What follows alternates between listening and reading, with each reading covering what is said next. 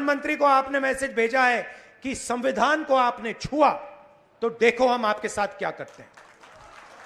नमस्कार दोस्तों, हम लेकर आ चुके हैं आप लोगों के लिए 20 मिनट में सुबह की 50 ताज़ा और बड़ी खबरें बताएंगे। दोस्तों, प्रधानमंत्री नरेंद्र मोदी के ऊपर भड़क गए राहुल गांधी। कहा फिलहाल जनता को फिर से महंगाई में धकेल दिया बीजेपी ने। आखिरकार क्यों दोस्तों? संजय रावत का खुला चैलेंज। कहा अगर टीडीपी का स्पीकर नहीं बना तो गिरा देंगे हम जो यहाँ पर टीडीपी के साथ मिलकर बीजेपी की सरकार। संजय रावत ने बड़ा दावा कर दिया है। क्यों? आखिरकार दोस्तों नीतीश कुमार और नीतीश कुमार की पूरी टीम में मची है खलबली। बीजेपी और नीतीश में आई दरार। और कैसे दोस्तों नरेंद्र मोदी के खिलाफ नेता प्रतिपक्ष राहुल गांधी बनकर बीजेपी को देंगे खुली चुनौती। तमाम मुद्दों पर होगी बात, लेकिन उससे पहले अगर आपने अब तक हमारे चैनल को सब्सक्राइब नहीं किया है जल्दी से कर लीजिए। पास में घंटी आएगी दोस्तों, इसको भी दबाइए ताकि हर वीडियो की अपडेट आपको मिल पाए। दरअसल दोस्तों प्रधानमंत्री नरेंद्र मोदी के ऊपर भड़के राहुल गांधी। कहा फिलहाल प्रधानमंत्री नरेंद्र मोदी ने एक बार फिर से देश में महंगाई बढ़ा दी है। दरअसल दोस्तों आपको बताते चले लगातार जो चीज़ें यूज़ करते हैं हम, दाल से लेकर तो चावल तक तमाम चीज़ों के दाम बढ़ चुके हैं। रुपए लगातार गिर रहा है दोस्तों, डॉलर लगातार ऊपर चला जा रहा है। और आप अच्छे समझते हैं कि रुपए का गिरना मतलब महंगाई का बढ़ना। जब भी देश में रुपए गिरा है तब तब महंगाई बढ़ती है आसमान को। ऐसा दूसरी तरफ आपको बताते चले दोस्तों फिलहाल भारतीय जनता पार्टी को एक बड़ा झटका ये भी लगा है कि राहुल गांधी ने इन तमाम मुद्दों को उठा लिया है। आपको बताते चले इस बार बीजेपी की करारी हार हुई है। वो बहुमत तक का आंकड़ा पार नहीं कर पाई और ये सिर्फ राहुल गांधी के उन मुद्दों की वजह से हुआ जो राहुल ने उठाए। अब की बार लोकसभा में तमाम वो मुद्दे काम आए दोस्तों जो कहीं ना कहीं कांग्रेस ने या फिर यूँ कहते कि इंडिया गठबंधन ने तैयार करके रखे थे। जाहिर सी बात है इस देश में संविधान बदलने का एक सबसे बड़ा मुद्दा था। और उसके बाद दोस्तों जो तमाम चीज़ें हैं, महंगाई, गरीबी, बेरोज़गारी, ये भी एक बड़े मुद्दे थे जिसको लेकर सरकार अपना जवाब नहीं दे पाई। अब नाटक हुआ जा रहा है, शिवराज सिंह चौहान को कृषि मंत्री बना दिया गया, उसे वो बना दिया गया। सरकार दोस्तों जनता क्या झेल रही है ये दुनिया जानती है, किसी से छुपा नहीं है। आपको बताते चले दोस्तों संजय रावत का बड़ा दावा। कहा अगर टीडीपी का स्पीकर नहीं बना लोकसभा में तो फिलहाल गिरा देंगे टीडीपी के साथ मिलकर बीजेपी की सरकार। दरअसल दोस्तों आपको बताते चले नरेंद्र मोदी के लिए संसद इस बार बड़ा ख़तरनाक होने वाला है संसद सत्र। क्योंकि दोस्तों ये भी मानकर चलिए कि अगर बीजेपी के ख़िलाफ़ जो लोग खड़े हैं, अगर उन्होंने संसद में हाथ खड़े कर दिए कि हम बीजेपी को अपना समर्थन नहीं देते हैं तो दोस्तों नरेंद्र मोदी की सरकार वहीं पर चारों खाने चित हो जाएगी। आप भी जानते हैं कि अभी तक राष्ट्रपति ने ये नहीं कहा नरेंद्र मोदी से कि आप अपनी बहुमत साबित कीजिए। क्योंकि दोस्तों नरेंद्र मोदी ने अपना पत्र दिया था जिसमें उन्होंने दावा कहा था कि उनके पास बहुमत है सरकार बनाने के लिए। अब इसी दावे को संजय रावत ने बात करते हुए कहा कि फ़िलहाल टीडीपी कई दिनों से कह रही है कि वो अपना स्पीकर चाहती है। उन्होंने कहा कि अगर टीडीपी ऐसा करती है तो हम उसका साथ देंगे, लेकिन अगर टीडीपी ज़रा भी पीछे हटी तो टीडीपी एक बात समझ ले कि बीजेपी ने जिन तमाम पार्टियों को ख़त्म किया है वैसे ही वो टीडीपी को भी कर देगी। अपना दल दोस्तों बीजेपी ने उसे मिटा दिया। नीतीश कुमार के विधायक बीजेपी ने खरीद लिए। हरियाणा में दुष्यंत चौटाला की विधायक बीजेपी ने खरीद लिए। बिहार में मुकेश साहनी के दोस्तों विधायक बीजेपी ने खरीद लिए। तो कई ऐसे सारे लोग हैं जिनकी बीजेपी ने सरकारें गिराई हैं, विधायक खरीदे हैं और उनको ही पार्टी से बाहर का रास्ता दिखा दिया जिनके विधायक होते हैं। और मेन बात यह है दोस्तों कि इस सरकार पर भरोसा नहीं किया जा सकता। इसीलिए दोस्तों इस सरकार के जो परपंच है साफ दिखाई दे रहा है। पहला अग्निवीर योजना लाया, बताया जा रहा वापस लेंगे उसे, ये जो भी उसमें संशोधन करेंगे। तो वही बात हो गई कि राहुल गांधी के 1000 बार कहने के ऊपर अब लिया जा रहा है, लेकिन जब वोट पर असर पड़ा तो अगर ये फैसला ले भी लें दोस्तों तो आप अपने चौकन्ने रहिए, क्योंकि ये सिर्फ आपको दिखाने को वापस लेंगे। बाद में अगर ये फिर से चुनाव जीत गए तो सब वही कर देंगे। इसलिए बस एक चीज़ समझ कर चलिए कि हमें बीजेपी को सत्ता से बाहर करना है, उसको आने वाले समय में बुरी तरीके से हर चुनाव में हराना है। बस इतना ही समझ कर रखिए। क्योंकि जो लोग बाबा साहब अम्बेडकर का संविधान आज मिटाने की बात कर सकते हैं दोस्तों, वो कल भी मिटा सकते हैं। आज उन्हें 400 सीट नहीं आई इसलिए संविधान के आगे झुक गए, घुटने टेक दिए। लेकिन याद कीजिए वही मोदी सरकार है जो कहती है कि एक बार हम जो कानून ले आते हैं वो हम वापस नहीं लेते, हम वापस नहीं लेंगे। इन्होंने कई कानून लेकर आए, CAA से लेकर तो NRC तक। इसीलिए मैं कह रहा हूँ दोस्तों, बीजेपी के बहकावे में कभी मत आइए, ख़ास करके हमारे दलित, पिछड़े, आदिवासी, गरीब, मजदूर भाई। जिस तरीके से आपने अब की बार इंडिया गठबंधन को प्यार दिया है, बस ये प्यार तब तक लुटाते रहिए जब तक कि इंडिया की सरकार ना बन जाए। इस सरकार को हमें विदाई देना है दोस्तों, और ऐसी विदाई देना है कि फिर ये सत्ता में दोबारा ना आ पाए। आपको बताते चले दोस्तों, फिलहाल भारतीय जनता पार्टी के ऊपर जमकर भड़कते हुए नजर आए दोस्तों जो यहाँ पर अरविंद केजरीवाल ने बीजेपी के ऊपर लगाया जल संकट का आरोप। दरअसल दोस्तों, दिल्ली के लोगों को पानी के लिए तरसाया जा रहा है। अब आतिशी ने एक नया आरोप भी लगा दिया। आतिशी का कहना है कि फिलहाल जानबूझकर दिल्ली की पाइपलाइनें काटी जा रही हैं।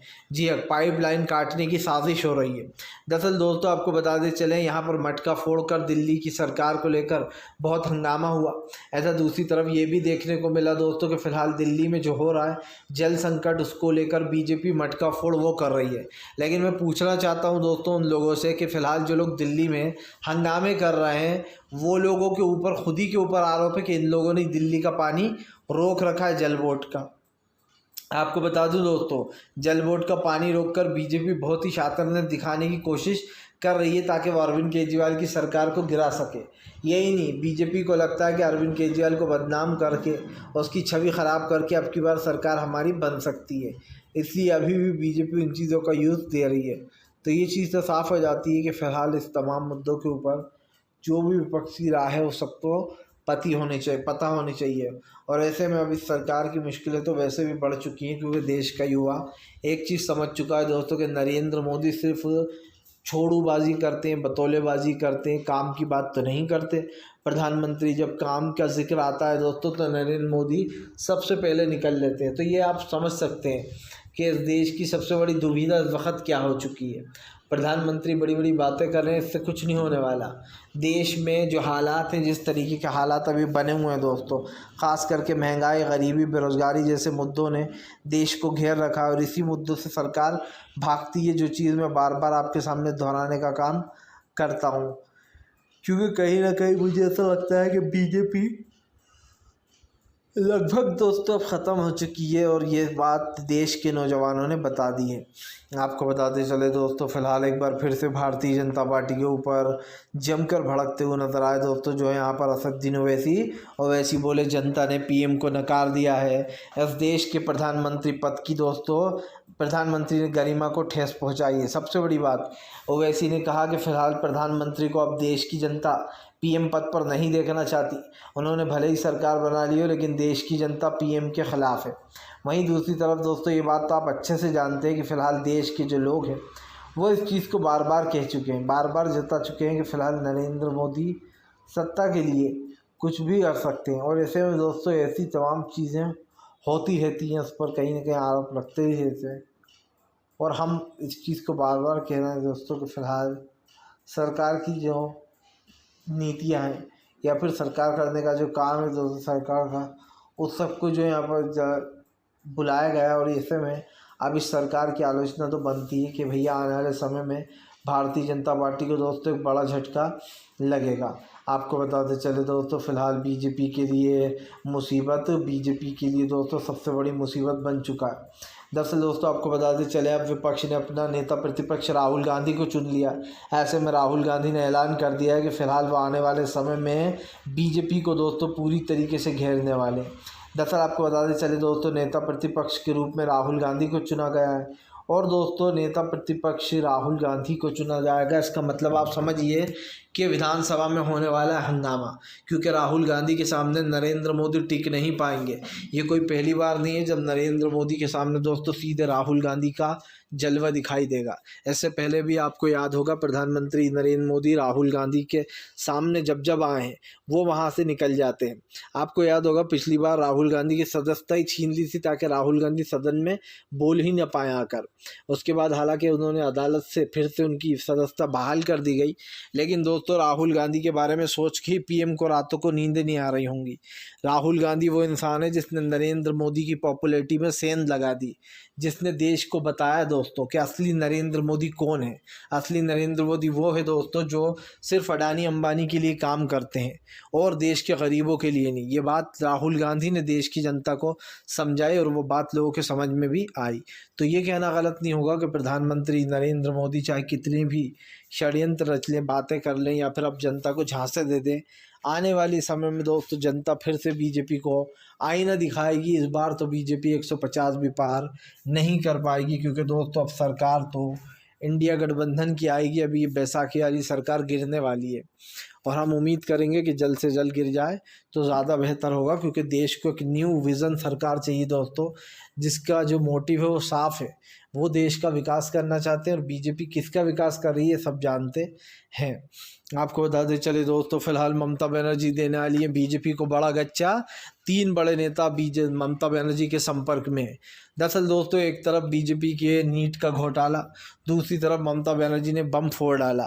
जी हाँ, दरअसल आपको बता दें चले ममता बनर्जी ने ऐलान कर दिया है कि बीजेपी के 3 बड़े नेता उनकी पार्टी में शामिल होंगे। जिस दिन से दोस्तों ममता बनर्जी ने ये ऐलान किया उस दिन से बीजेपी में भगदड़ मची हुई है।